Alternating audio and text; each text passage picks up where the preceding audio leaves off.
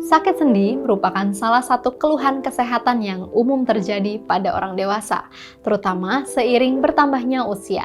Rasa nyeri, kaku, dan juga bengkak pada sendi dapat mengganggu aktivitas sehari-hari. Bagaimana ya caranya mengobati sakit sendi? Mari kita bahas hari ini bersama saya, Dr. Gama, hanya di channel Kata Dokter.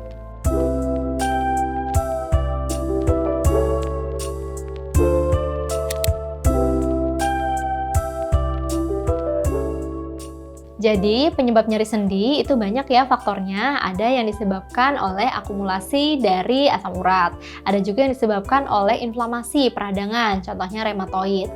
Bisa karena autoimun, bisa juga karena cedera atau perlukaan. Kemudian ada juga disebabkan oleh kurangnya kalsium, contohnya pada osteoporosis. Nah, ada juga yang disebabkan karena penurunan dari kualitas cairan sendi. Itu biasanya faktor usia. Bisa juga faktor degeneratif ya, karena faktor usia juga tentunya. Jadi banyak faktor-faktor yang menyebabkan, tidak hanya dari satu faktor saja. Setelah pasien mengetahui apa penyebab nyeri sendinya tadi, tentu akan berhubungan dengan tata laksananya sehingga terapi akan mendapatkan hasil yang lebih maksimal. Nah, penyebab-penyebab tadi harus dicari tahu terlebih dahulu agar tata laksananya bisa tepat dan menghasilkan kesembuhan yang maksimal.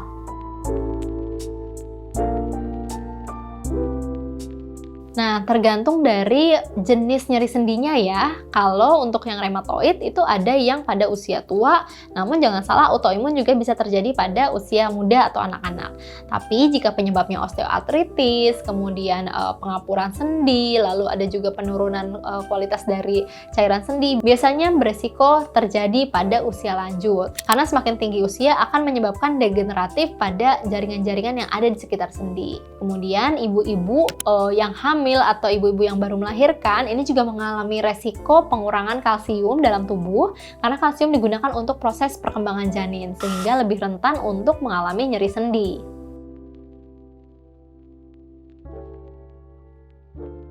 Oke, jika sendi sudah mulai nyeri, ini bisa diistirahatkan terlebih dahulu ya. Jangan terlalu dipaksa untuk bekerja keras. Jadi sendi perlu diistirahatkan terlebih dahulu, kemudian merelaksasikan otot, lalu bisa juga menggunakan perban elastis untuk mengurangi rasa nyeri yang timbul tadi.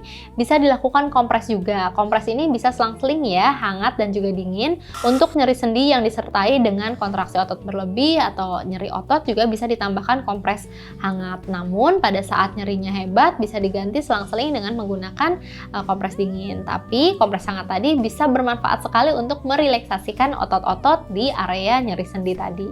Kemudian teman-teman juga bisa mengoleskan beberapa obat topikal atau minyak-minyak hangat yang dapat membantu mengurangi dari nyeri sendinya tadi, atau obat yang berguna untuk mengurangi proses peradangan. Nyeri sendi yang berulang atau nyeri sendi yang berat itu saran untuk dilakukan pemeriksaan ke dokter, terutama dokter spesialis ortopedi, untuk dilakukan pemeriksaan foto atau pencitraan agar mengetahui penyebab pasti dari nyeri sendi yang terjadi. Karena terapinya akan berbeda dari penyebab yang satu dan penyebab lainnya. Jadi jangan takut ya untuk melakukan pemeriksaan ke dokter, dan jika memang nyeri sendi tadi sudah diakibatkan oleh kondisi sendi yang sudah rusak atau tidak baik, tidak menutup kemungkinan untuk sendi yang sudah mengalami kerusakan, misalkan karena faktor usia atau faktor cedera yang hebat, itu dokter ortopedi akan dilakukan operasi pergantian sendi yang akan diganti dengan sendi prostesis.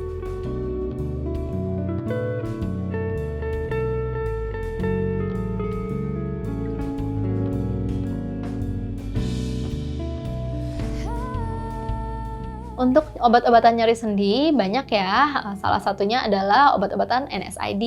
Nah, obat-obatan yang tadi digunakan akan mengurangi rasa nyeri yang timbul. Nah, obat-obatan lain bisa dikonsumsi sesuai dengan penyakit dasar yang diderita. Jika karena asam urat, bisa diminum obat untuk menurunkan asam urat.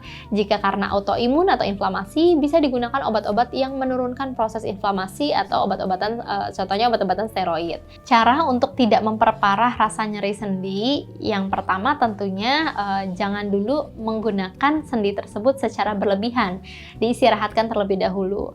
Nanti jika sudah tidak nyeri, boleh olahraga yang ringan dan tidak membebani lutut.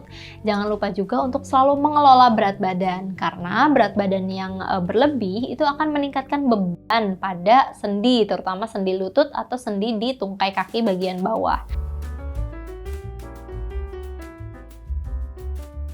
Wanita cenderung lebih tinggi angka nyeri sendinya. Hal ini berhubungan dengan kadar kalsium yang ada pada seorang wanita, terutama wanita yang sudah hamil dan menyusui, itu tentu akan kehilangan kalsium secara berkala karena kalsium tadi digunakan untuk proses tumbuh kembang janin dan juga kalsium yang akan masuk ke dalam ASI. Maka dari itu untuk bunda-bunda yang memang sedang dalam kondisi hamil atau menyusui disarankan untuk menambah konsumsi kalsium agar tidak kekurangan dan dalam jangka panjang tidak menyebabkan penyakit-penyakit tulang seperti nyeri sendi.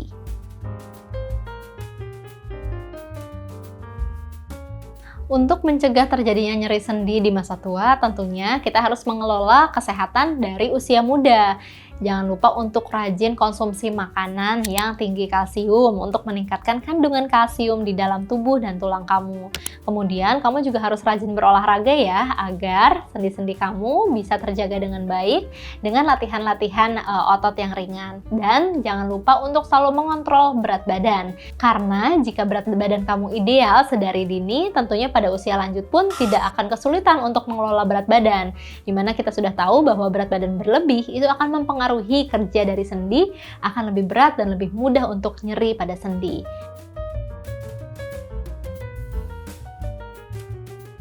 Jadi, memijat itu tergantung bagaimana cara memijatnya ya. Biasanya kalau masas-masas ringan itu memang membantu untuk merelaksasi otot.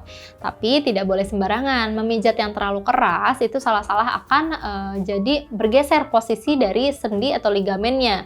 Jadi harus dilakukan oleh orang yang memang berkompeten. Untuk di dunia medis sendiri, biasanya ada bagian khusus seperti fisioterapi yang akan membantu untuk melakukan treatment atau pemijatan yang sesuai dengan kebutuhan dari nyeri sendi tadi. Jadi jika memang teman-teman ingin melakukan proses pemijatan, harus oleh orang-orang yang berkompeten untuk melakukan hal tersebut agar tidak semakin parah.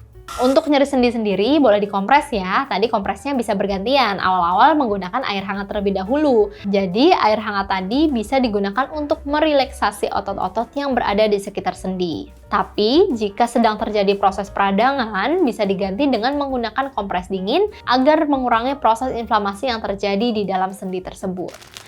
Sobat Kata Dokter, jika kamu merasa terganggu dengan nyeri sendi, mulailah konsultasi dengan dokter untuk memberikan obat dan penanganan yang sesuai dengan kondisi.